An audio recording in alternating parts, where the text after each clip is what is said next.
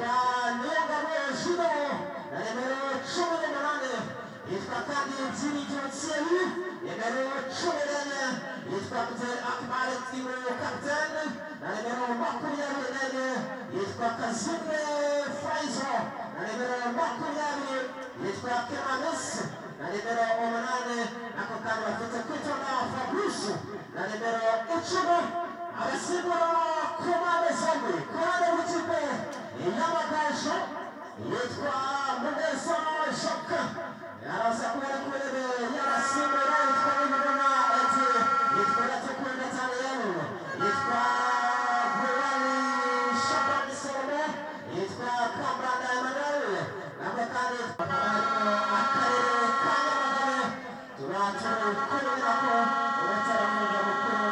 nako kandi turaturi kumwe na Bikana Ishmael